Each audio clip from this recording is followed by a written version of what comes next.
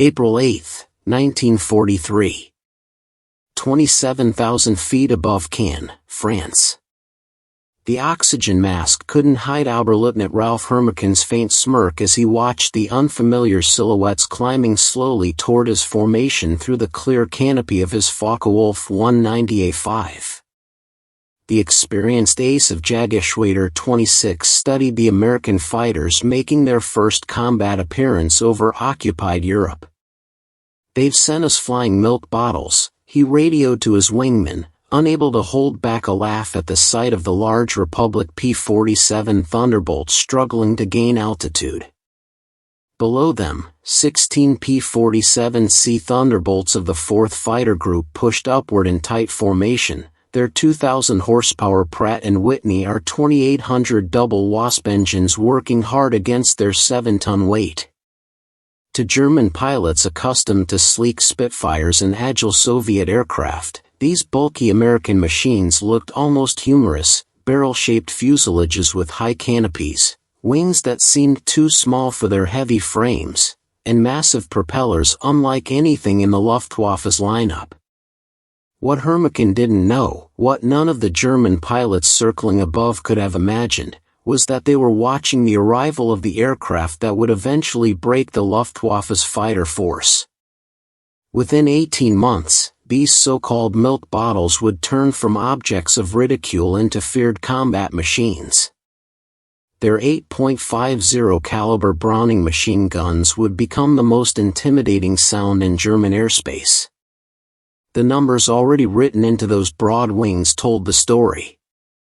3,400 rounds of ammunition, a combined firing rate of 6,000 rounds per minute, enough concentrated power to tear a Messerschmitt apart in under 2 seconds. The shift began that April morning when Major Donald Blakesley, commander of the 335th Fighter Squadron, spotted the German formation setting up for an attack. The former Eagle Squadron pilot, who had been flying Spitfires only weeks earlier, understood something his men were just beginning to learn: survival in the P-47 required abandoning old assumptions about air combat. The Thunderbolt represented a complete break from traditional fighter design. While German engineers built light interceptors optimized for climb and tight turns, Republic Aviation introduced something new: a high-altitude powerhouse that relied on size, strength, and overwhelming firepower to reshape aerial warfare. Among the 56 American pilots scattered across the French sky that day were men who would soon become legends, future aces whose names would later carry real weight in Luftwaffe briefings. But on April 8, 1943, they were beginners in an unproven aircraft, facing the most experienced fighter force in the world. The Germans had been in non-stop combat since 1939, with veterans from Poland, France, Britain, and Russia. The Americans had been in battle for exactly 0 days. This story explains how industrial strategy defeated tactical skill, how numbers and engineering merged into overwhelming strength, and how German pilots' early laughter turned to fear once they learned what synchronized Browning machine guns could do to an aircraft at 400 yards. The Republic P-47 Thunderbolt was born from a crisis in June 1940. As German fighters moved across France, Alexander Kartveli, Republic Aviation's Georgian-born chief designer, received urgent demands from the U.S. Army Air Corps. They wanted a high-altitude interceptor able to match the Luftwaffe's top fighters. What Kartveli created instead was a giant machine that pushed the limits of design. "It will be a dinosaur," Kartveli told his team. "But it will be a dinosaur with good proportions." The XP-47B prototype, which first took flight on May 6, 1941, surprised everyone who saw it. At 9,900 pounds empty, it weighed 65% more than its predecessor, The P-43 Lancer. Its huge turbo-supercharger system, with complex ducting through the rear fuselage, gave it a bulky, almost swollen look. Test pilots walking up to it for the first time always asked the same thing. Does this thing actually fly? Not only did it fly, it performed like nothing else at high altitude. The Pratt & Whitney R2800 double Wasp engine, an 18-cylinder radial, producing 2,000 horsepower, could hold full power at 27,000 feet, where German fighters struggled for air. The turbo-supercharger, driven by exhaust gases, delivered sea-level performance in the thin stratosphere where normal superchargers failed. Major Hubert Hubbs Emke, commanding the 56th Fighter Group training at Bridgeport, Connecticut, initially disliked the aircraft. His unit lost 18 pilots and 41 planes in training accidents between September 1942 and January 1943. The P-47 killed more Americans in training than Germans did in the first months of combat. It ground looped on landing, torque rolled on takeoff, and dove so quickly that pilots encountered compressibility, with controls locking up as shock waves formed on the wings. Yet those who mastered it found something remarkable. Lieutenant Robert Johnson, a farm boy from Oklahoma who later became one of America's top aces with 27 victories, described his first flight. It was like strapping yourself to a locomotive. The power was unbelievable. You didn't fly it, you aimed it. The first combat encounters in April and May 1943 supported every German belief.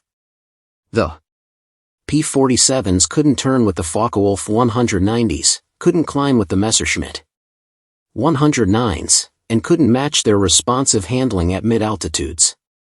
Luftwaffe pilots quickly learned to use these weaknesses, attacking from below where the heavy Thunderbolts struggled, forcing turning fights where agility mattered more than firepower. Hauptmann Joseph Pips Priller, commanding officer of Jagdgeschwader 26, sent this report. After his first engagement, the new American fighter is meat for the slaughter. It flies like a truck, turns like a freight train, and climbs like a pregnant cow. Our boys call them Indians, slow targets pretending to be warriors. The early statistics appeared to support German confidence. In their first month of combat, American fighter groups lost 14 Thunderbolts while scoring only 3 confirmed kills. The RAF, watching from their Spitfire units, quietly suggested the Americans reconsider their aircraft choice. British pilots joked that the best evasive move in a P-47 was to unstrap and run around the large cockpit. But something unusual was happening in those early fights, something German intelligence did not catch. The P-47s that went down had taken extreme damage before falling. One plane returned from a May 4th mission with 21 cannon hits and more than 100 machine gun impacts, damage that would have destroyed a Messerschmitt or Spitfire. The big radial engine, without vulnerable coolant lines, survived hits that would have instantly disabled liquid-cooled fighters. More importantly, when P-47s did line up their shots, the results were devastating. The Thunderbolt's gun setup created a focused zone of destruction that German pilots had never faced. Unlike early war rifle-caliber guns or cannons with limited ammunition, the American fighter could fire continuously for over 30 seconds, an eternity in aerial combat. The moment that began shifting German views came on June 26, 1943, over Le Mans, France. It involved 2nd Lieutenant Robert S. Johnson of the 61st Fighter Squadron and an encounter that later became legendary on both sides of the war. Johnson's formation of 48 P-47s was returning from escort duty when they were suddenly attacked by 16 Focke-Wulf 190s from 2/JG-26, led by headman Wilhelm Ferdinand Galland, the younger brother of the well-known Adolf Galland.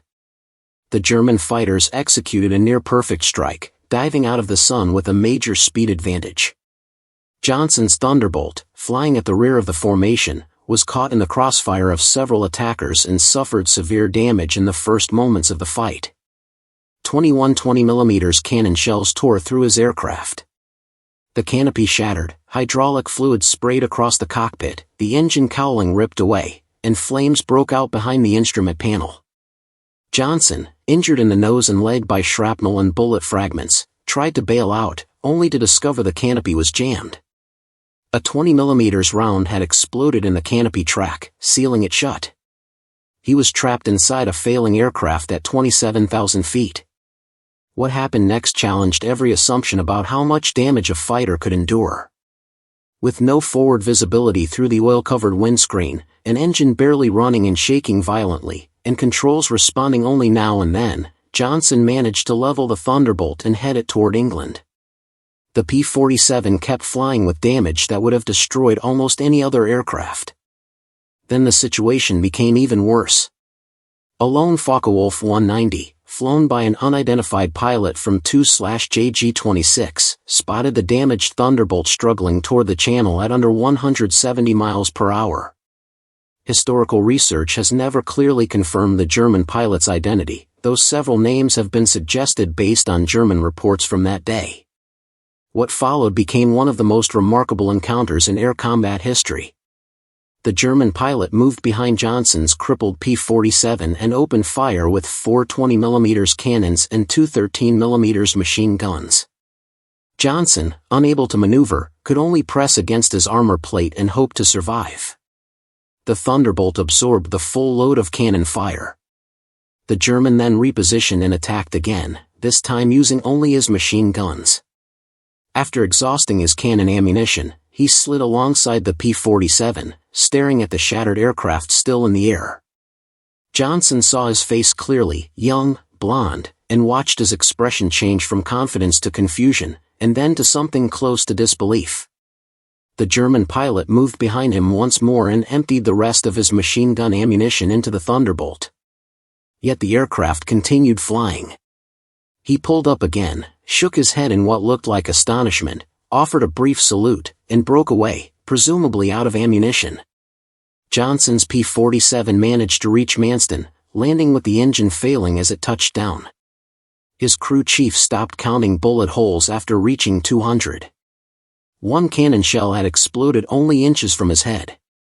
Another had detonated against the armor behind his seat.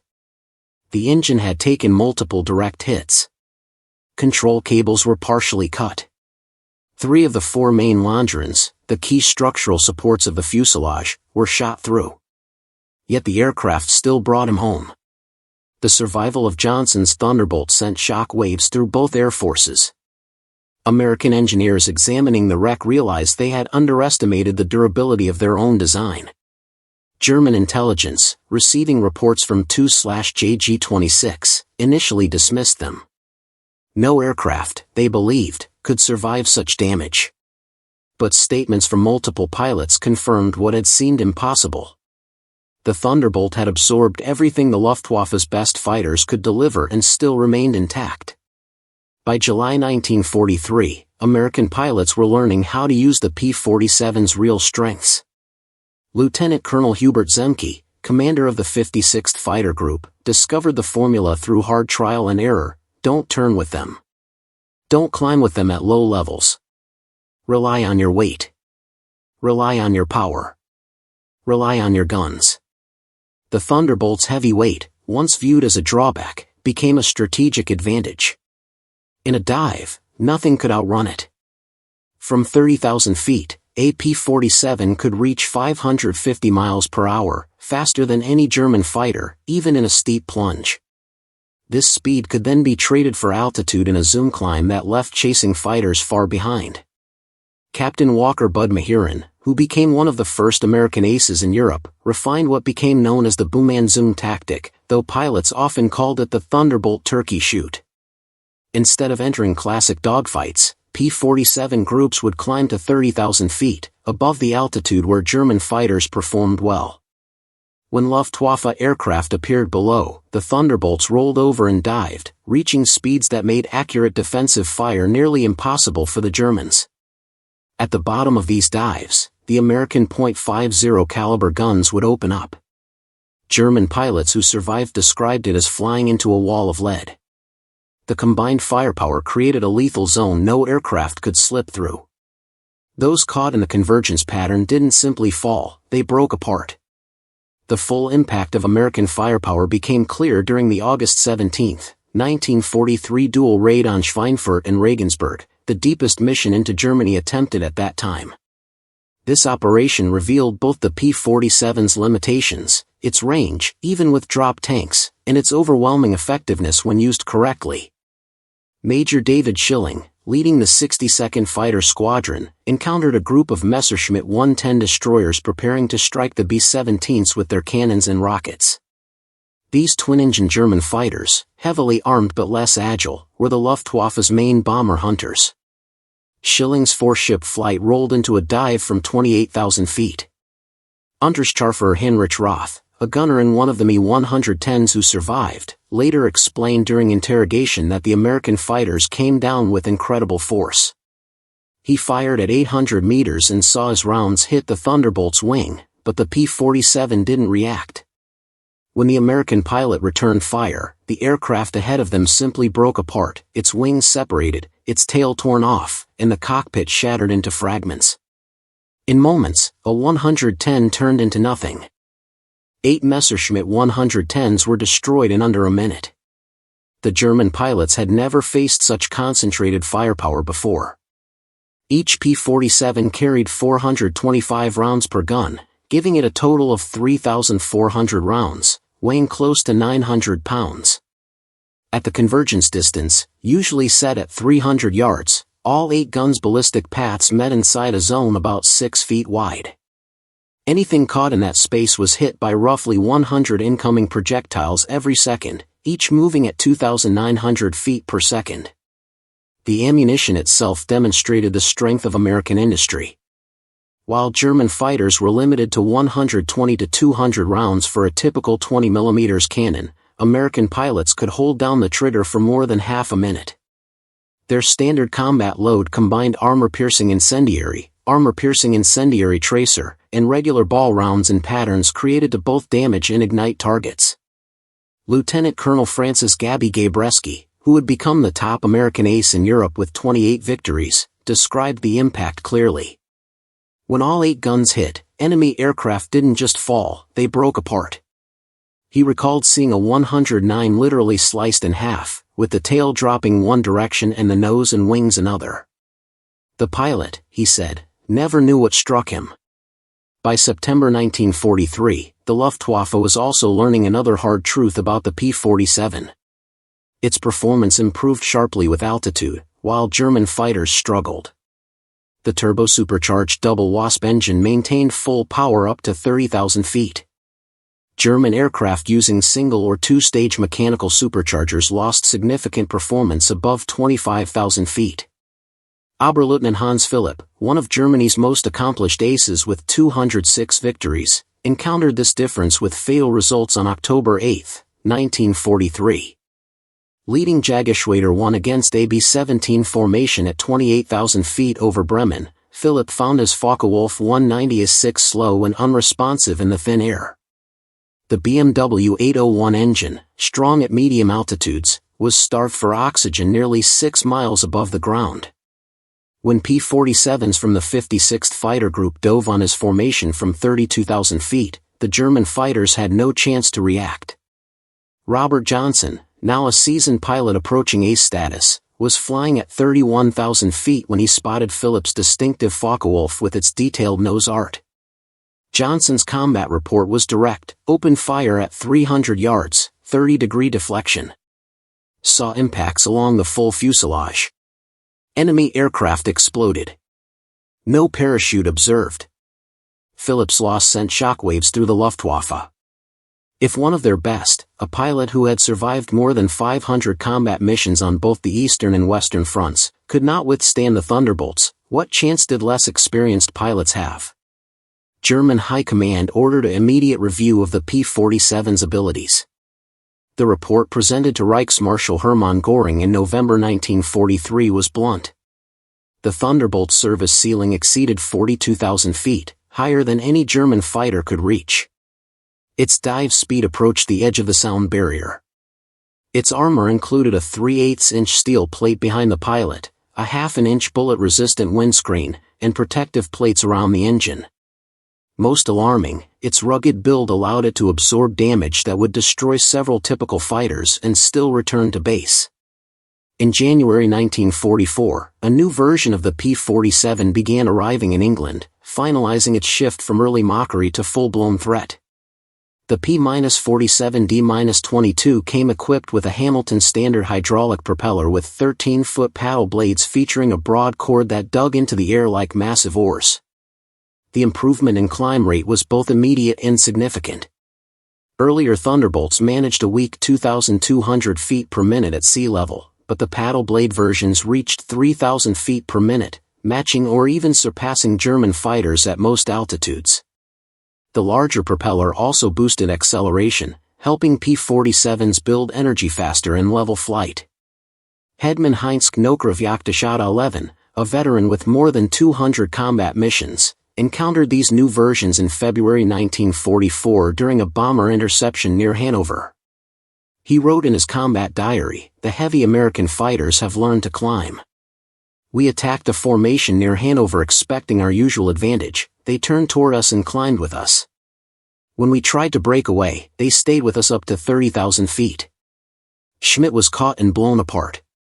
Nothing remained but smoke and fragments. These are not the same machines we mocked last year."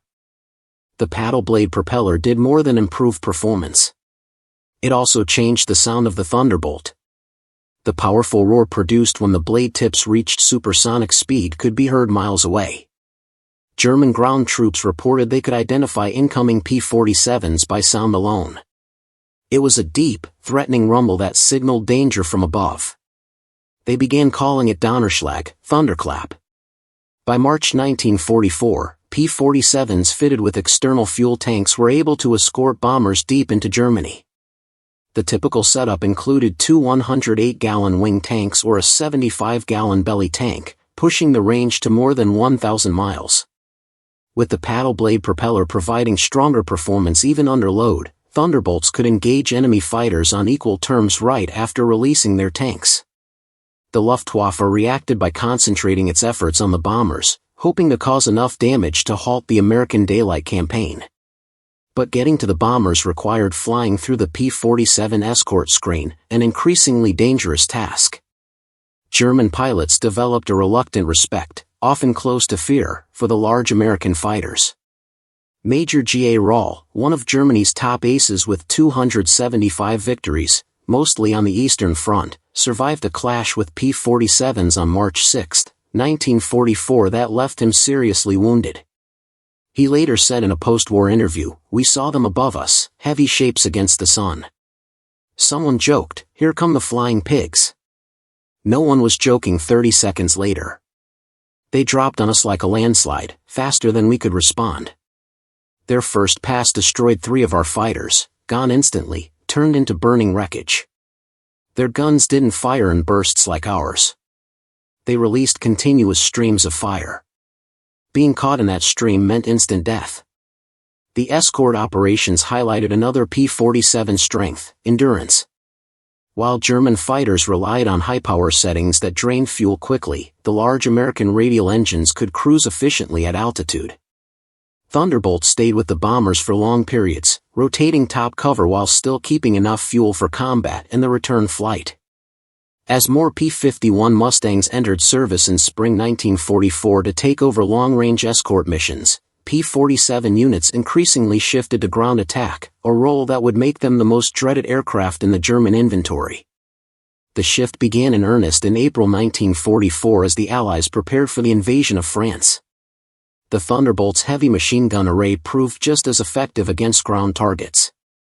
Standard armor-piercing incendiary rounds could penetrate the upper armor of most German vehicles, and the high rate of fire could destroy soft targets in moments. A 2-second burst put 160 half-inch rounds into an area the size of a truck. But it was the addition of bombs and rockets that turned the P-47 into a true multi-role powerhouse. The D-25 variant could carry two 1,000-pound bombs under the wings and a 500-pound bomb under the fuselage, giving it a bomb load equal to early war medium bombers. Later versions added zero-length rocket mounts for 10 5-inch high-velocity aircraft rockets, each similar in power to a 105 mm artillery shell. Oberst Hans von Luck, commander of the 125th Panzer Grenadier Regiment during the Normandy campaign, experienced P-47 ground attacks up close. They came in extremely low, close enough to see the pilots' faces.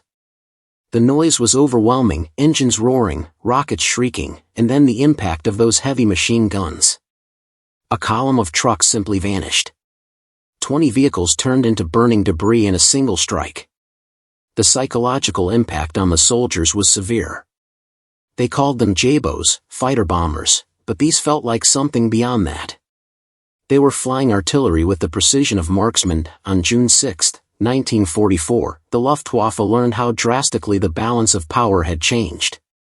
More than 500 P-47s provided air cover for the invasion, forming an almost impenetrable shield over the beaches. German fighters trying to reach the landing areas were overwhelmed. Oberleutnant Wolfgang Fischer of Jägerschwader II, one of only 3 German pilots who made it to the beaches that day, reported that the sky belonged fully to the Americans. Thunderbolts filled the air from sea level to 30,000 feet. His group tried to break through at dawn. 12 fighters went in, he was the only one who returned. P-47s were waiting at every altitude. You couldn't climb above them or dive beneath them. Their guns tore German aircraft apart, turning them into falling metal. In the weeks after D-Day, P-47s systematically destroyed German daytime movement. The numbers were unprecedented. In June alone, 9th Air Force Thunderbolts claimed 651 locomotives, 3,847 trucks, 512 tanks and armored vehicles, and 4,553 horse-drawn vehicles destroyed. The Wehrmacht was forced to move only at night, sharply limiting its ability to react to Allied progress. The Germans attempted everything to stop the Thunderbolt threat: extra armor on vehicles, more anti-aircraft guns, improved camouflage. None of it was effective. The P-47's mix of speed, toughness, and firepower made it incredibly hard to counter. Even the powerful 88 mm flak guns struggled to follow the fast-moving fighters at low levels. While the Thunderbolt was transforming the battlefield in Europe, it was also proving itself in the Pacific. The 348th Fighter Group, operating from New Guinea, found that the P-47's strengths were ideal for the long distances and tough conditions of the Pacific War. Colonel Neil Kirby, the unit's commander, created tactics designed specifically for the region. On October 11, 1943, Kirby led 4 P-47s against 40 Japanese aircraft near Wewak, shooting down 6 himself in one mission, a feat that earned him the Medal of Honor. The Japanese, used to fighting light but fragile American fighters, were not ready for the P-47's mix of firepower and resilience. Japanese ace Saburo Sakai, who faced P-47s over New Guinea, later wrote, "We called them monsters. Our 20 mm cannon, which could destroy a P-40 with a few hits, seemed to do nothing. I fired dozens of rounds into one Thunderbolt and watched it fly away. Their return fire was overwhelming, streams of heavy bullets that tore aircraft apart." The P-47N, built specifically for the Pacific, had increased fuel capacity with wet wings holding 93 gallons each, extending its range to 2,350 miles. This version would eventually escort B-29s to Japan, proving that the short-range fighter of 1943 had grown into a true long-range weapon. Perhaps the strongest proof of the P-47's development came from its encounters with German jets. The Messerschmitt Me-262, able to reach 540 miles per hour, should have been out of reach for propeller-driven fighters. But Thunderbolt pilots found they could catch jets in 2 key moments: during takeoff and landing, when the jets were slowest, and in steep high-speed dives from altitude. On November 27, 1944, Lieutenant Colonel John C. Meyer of the 352nd Fighter Group became one of the first pilots to shoot down an Me-262 with a P-47. Diving from 28,000 feet, Meyer reached nearly 500 miles per hour, fast enough to catch the jet in level flight. The German pilot, confident in his speed advantage, never saw the diving Thunderbolt until Meyer fired from 400 yards. Meyer's report explained, the enemy aircraft broke apart under fire. Large sections, including both engines, separated from the fuselage. The pilot did not escape. The concentrated fire of 8.50 caliber guns proved more effective than we expected against jet aircraft. By early 1945, specialized P-47M variants were deployed to counter German jets and V-1 flying bombs. With water methanol injection raising power to 2,800 horsepower and improved aerodynamics, these advanced Thunderbolts could reach 470 miles per hour in level flight at 30,000 feet, fast enough to intercept jets under certain conditions. Major George Bostwick, commander of the 63rd Fighter Squadron, flying P-47s, shot down two Me-262s in March 1945. His tactical report stressed firepower over speed. The jets were faster, but they couldn't turn well and couldn't withstand damage. One well-aimed burst from our battery could destroy them as if they were made of paper. To attack bombers, they had to slow down, and that was when we struck. The ultimate display of American industrial strength occurred during Operation Bodenplatte, the Luftwaffe's desperate attempt to cripple Allied air power on January 1, 1945. Nearly 900 German fighters, including their most skilled remaining pilots, launched surprise attacks on Allied airfields across Belgium and the Netherlands. At Y-34 Airfield near Metz, home to the 365th Fighter Group's P-47s, the initial assault succeeded. German fighters destroyed 22 Thunderbolts on the ground, along with several other aircraft. A captured German pilot brought to the command post pointed at the burning planes and taunted, "What do you think of that?" Major George Brookings' reply became legendary within the 9th Air Force. He pointed to the flight line where ground crews were already moving damaged planes aside and preparing hardstands for replacements. "By tomorrow, we'll have 40 new ones. How long will it take you to replace your pilots?" The smirks on the German pilots' faces vanished. Within 48 hours, factory-fresh P-47D-40s were on the flight line, flown in from depots in England. The Luftwaffe lost 271 aircraft and 213 pilots in Bodenplatte, including many irreplaceable instructors and squadron leaders. These losses were permanent. The Americans lost 134 aircraft across all attacked airfields, all replaced within a week. The numbers told the story of inevitable defeat. Republic Aviation produced 15,683 P-47s during the war, more than any other American fighter. At peak production, the Farmingdale factory on Long Island completed one Thunderbolt every hour, continuously. The Evansville plant in Indiana, built on empty farmland in 1942, was producing 500 aircraft per month by 1944. Each P-47D required 65,000 individual parts, 8 miles of electrical wiring, 2,000 pounds of aluminum, and 300 pounds of rubber.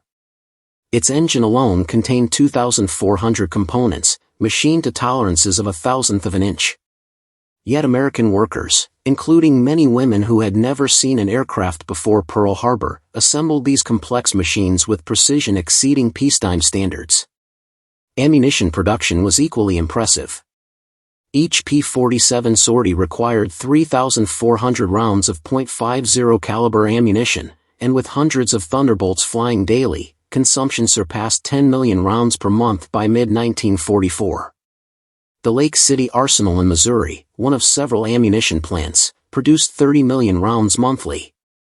Each cartridge was manufactured to tolerances measured in 10,000ths of an inch, ensuring reliable feeding through the synchronized guns. Fuel consumption was enormous. Each Thunderbolt burned 100 gallons per hour in normal flight, and up to 300 gallons in combat with water injection engaged. By late 1944, the 9th Air Force alone consumed over 25 million gallons of aviation fuel each month. All of it was shipped across the Atlantic in tankers, which were themselves products of American mass production. Even more remarkable than the production of aircraft was the training of pilots. By 1944, the United States was graduating 30,000 pilots annually from advanced programs, more than Germany trained throughout the entire war. Each P-47 pilot received at least 400 hours of flight training before entering combat, including 100 hours in advanced fighters. German pilots, in contrast, were entering combat with less than 100 hours total by the war's end. This difference in training showed in combat.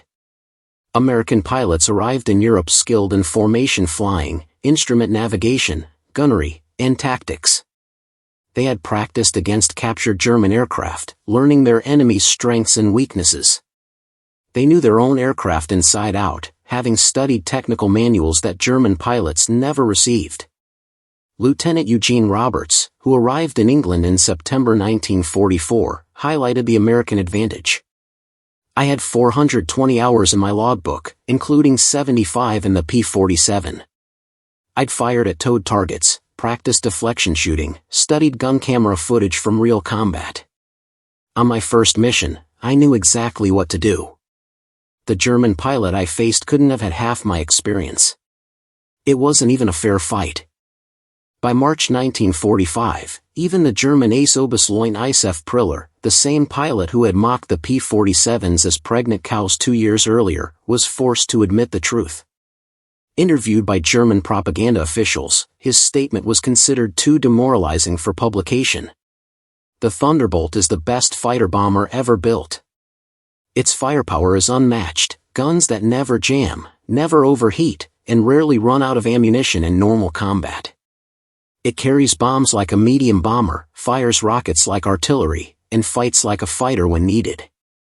But beyond the machine itself is what it represents: unlimited American production. They lose 10, they build 20. We lose 1, it's gone forever. Their pilots arrive better trained than our instructors. They have fuel for training, ammunition for practice, spare parts for everything.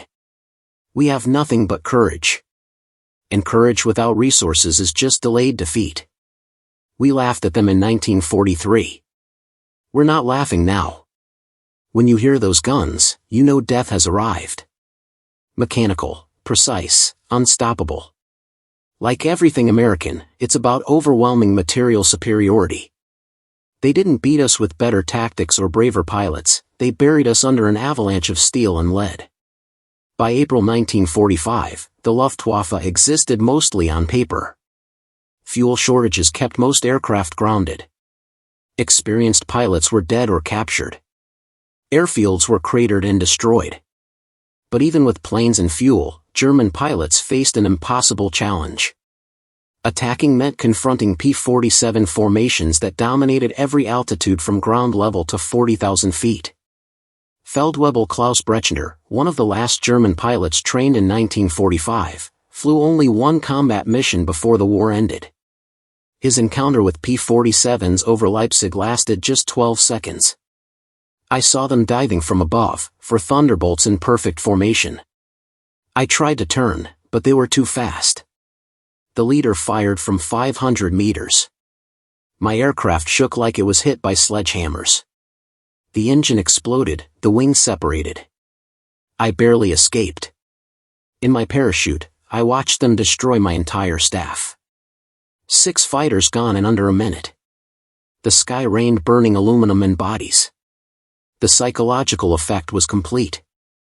German pilots developed what medical officers called jabo fever, physical symptoms of stress that appeared whenever Thunderbolts were reported nearby.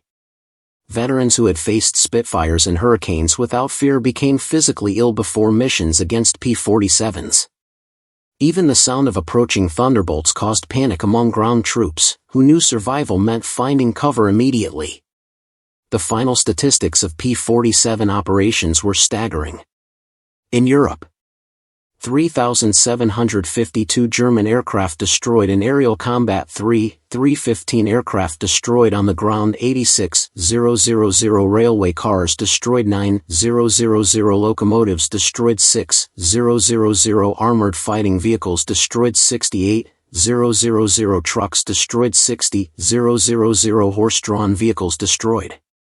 In the Pacific, 697 Japanese aircraft destroyed in aerial combat, 150 aircraft destroyed on the ground, 500 vehicles destroyed, 150 locomotives destroyed, countless barges, ships, and installations destroyed. The 9th Air Force, primarily flying P-47 Thunderbolts, flew an astonishing 213,873 combat sorties during the war.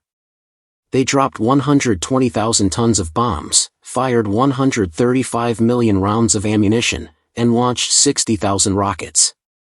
Thunderbolt units achieved a 4.6 to 1 kill ratio in aerial combat while maintaining the lowest loss rate among Allied fighter bombers. Behind these impressive figures, however, was a heavy human cost. The Luftwaffe lost roughly 28,000 pilots in combat against Western Allied forces, many falling to the concentrated fire of American heavy machine guns. Each loss represented years of training Germany could never fully replace. By the end of the war, the average German fighter pilot had less than 30 hours of combat experience, while the average P-47 pilot had over 200. The Luftwaffe Interrogation Center in Oberursel, captured Allied pilots were debriefed by German intelligence.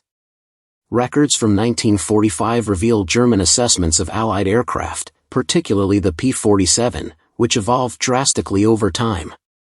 April 1943, large, slow, and unmaneuverable. Inferior to German fighters in nearly all aspects except dive speed.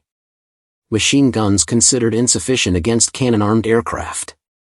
Minimal threat, December 1943, excellent high-altitude performance. Structurally very strong. Firepower increasingly dangerous. Pilots developing better tactics. Significant threat above 25,000 feet, June 1944, dominant fighter bomber. Superior to all German types above 20,000 feet. Devastating firepower against all targets. Hard to shoot down.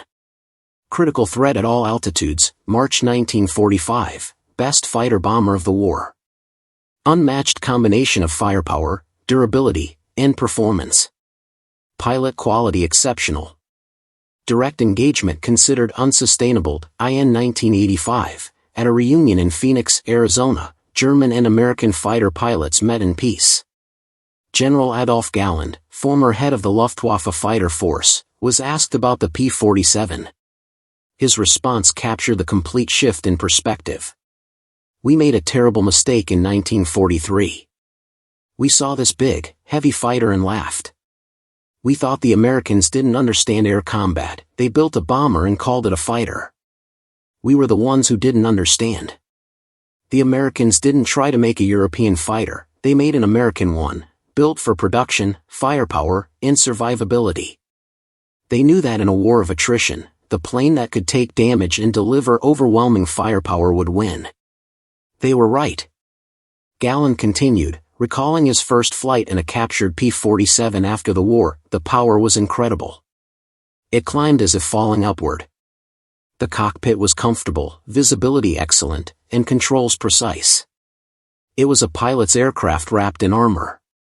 But the real marvel was realizing that America produced over 15,000 of these complex machines while fighting a two-ocean war.